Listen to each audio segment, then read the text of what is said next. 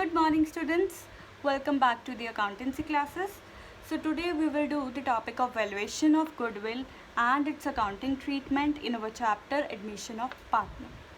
We have already started the topic admission of partner, and we can see in this topic the meaning of goodwill is same as the meaning we have covered in our last chapter, that is the change in profit sharing ratio. तो जो हमारा goodwill का meaning है, जैसे हमने पहले किया था कि अगर हमारे फर्म में प्रॉफिट शेयरिंग रेशियो चेंज हो रही है, अगर कोई नया पार्टनर आया, किसी पार्टनर की डेथ होगी, किसी पार्टनर की रिटायरमेंट होगी, तो हमारी जो प्रॉफिट शेयरिंग रेशियो है वो चेंज हो जाएगी। कुछ पार्टनर्स ऐसे होंगे जिनका शेयर है वो इंक्रीज़ हो जाएगा और कुछ पार्टनर्स होंगे उनका शेयर डिक्रीज़ हो जाएगा। तो जब ये चेंजेस आती हैं तो जो पार्टनर्स सेक्रीफाइस कर रहे होते हैं, लॉस में जा रहे होते हैं, उन्हें either the new partner in case अगर एडमिशन हुआ है तो नया पार्टनर आएगा, तो जो कोई भी नया पार्टनर होगा वो ओल्ड पार्टनर्स को, जो सेक्रीफाइसिंग पार्टनर्स होंगे, उनको शेयर प्रोवाइड करेगा, कंपनसेट करेगा, और उस कंपनसेशन को हम कहते हैं गुडविल। तो गुडविल हमें पता है एक इंटेंजिबल एसेट है। गुडविल एक ऐसा एसेट है with the help of which we can earn higher and higher profits. So today we will do the accounting treatment in our chapter admission of partner. So इस chapter में हमारे goodwill के 5 points हैं. We have 5 points, but today we will start with first topic, that is when goodwill is paid privately. When goodwill is paid privately means when goodwill जो कोई भी पे की जा रही है वो न्यू पार्टनर जो है वो सेक्रीफाइसिंग पार्टनर को प्राइवेटली पे कर रहा है, that is outside the business वो पे कर रहा है. तो in this case when goodwill is paid privately then no journal entry is passed. No journal entry is passed क्योंकि गुडविल जो है वो बाहर ही हो रही है, आउटसाइड द बिजनेस उसकी एडजस्टमेंट हो रही है, तो बिजनेस में उसका कोई ट्रीटमेंट नहीं होगा. और ट्रीटमेंट कैसे होता है, हम एंट्री पास करके करते हैं. तो अगर हमारी गुडविल का treatment he outside the firm है तो उस केस में हमारे पास कोई एंट्री नहीं पास होगी. ठीक है जी. तो आपकी बुक का हमारे पास क्वेश्चन है, question number 19. So let's start reading our question. Question number 19.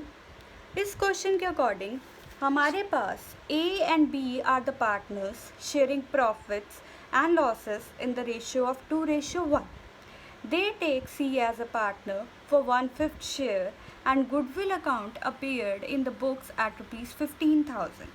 For the purpose of C admission, goodwill of the firm is valued at 15,000.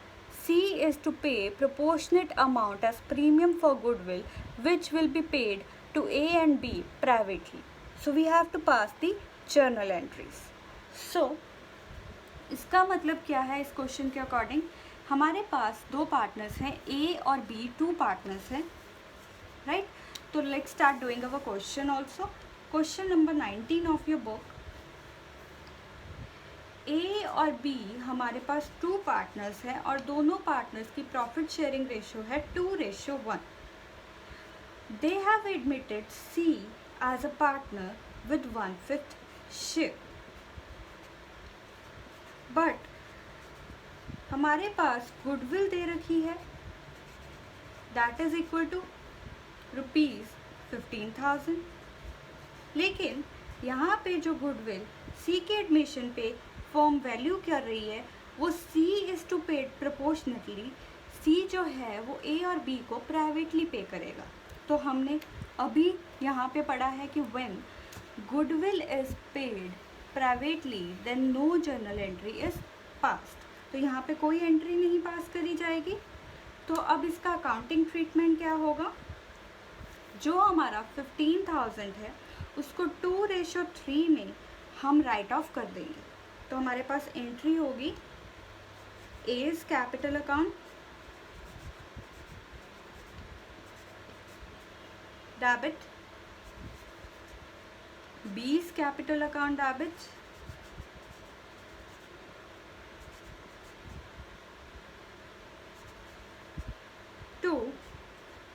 Goodwill account.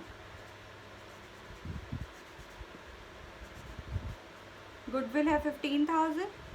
15,000 into 2 divide by 3 equal to 10,000. 15,000 into 1 divide by 3 equal to 5,000. Being goodwill written off. तो इसकी accounting treatment हम ऐसे करेंगे और goodwill की direct entry कोई भी पास नहीं होगी. राइट. अब हमारे पास एक और सिचुएशन है. Second situation we are having when जो हमारे पास गुडविल है वो पार्टनर्स रिटेन कर रहे हैं अपने बिजनेस में. तो हमारे पास सेकेंड अकाउंटिंग ट्रीटमेंट है when goodwill is bought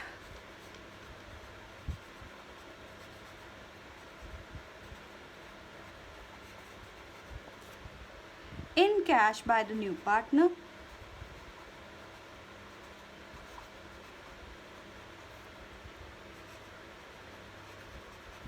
and is retained in the business. Business में हमने रिटेन भी कर ली. गुडविल लेके भी आया कैश में और उसको रिटेन भी कर लिया गया. तो what will be the accounting treatment? Let's start doing it. तो यहाँ पे हमारे पास 3 मेन जर्नल एंट्रीज पास होंगी. फर्स्ट एंट्री इज अगर तो हमारे पास गुडविल आई है यहाँ पे जैसे इन्होंने कहा है कि goodwill is bought in cash, तो हम क्या कर देंगे कैश को डेबिट. तो कैश अकाउंट डेबिट. कैश भी हो सकता है बैंक भी हो सकता है, बैंक में भी आ सकती है amount. Cash account debit to premium for goodwill. जितना भी अमाउंट हमारे पास आए. सेकेंड, अगर एक पार्टनर अपनी कैपिटल भी लेके आया साथ में, cash account debit to new partners capital account. और अगर दोनों एंट्रीज दे रखी हैं ये अलग अलग डेट पे, तो अलग अलग डेट पे एंट्रीज पास हो जाएंगी. और अगर एक ही दिन की एंट्री है तो हम यहाँ पे एक एडजस्टमेंट डायरेक्ट एंट्री भी पास कर देंगे. Cash account debit to new partners capital account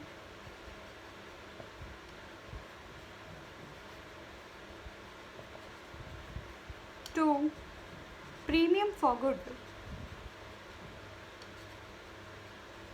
ये क्या हो गई हमारे पास कंबाइंड एंट्री अगर हमारे पास सेम डेट की एंट्रीज है. अब हमारे पास थर्ड एंट्री है.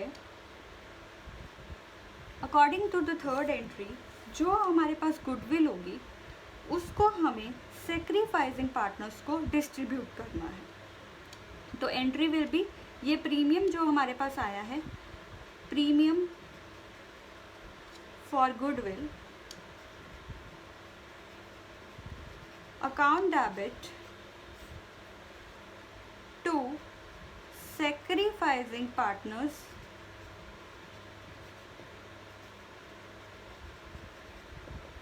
Capital account.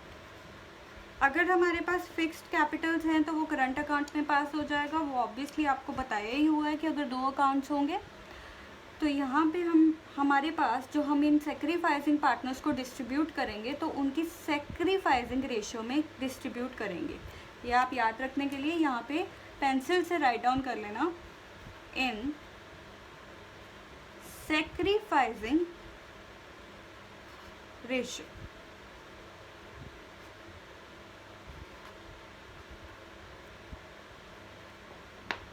दिस इज ये किसकी एंट्री है? For sharing of premium for goodwill by sacrificing partners. तो ये हमारे पास दो मेन केसेस हुए हैं आज के. When goodwill is paid privately and when goodwill is bought in cash by the new partners and is retained in the business. Done?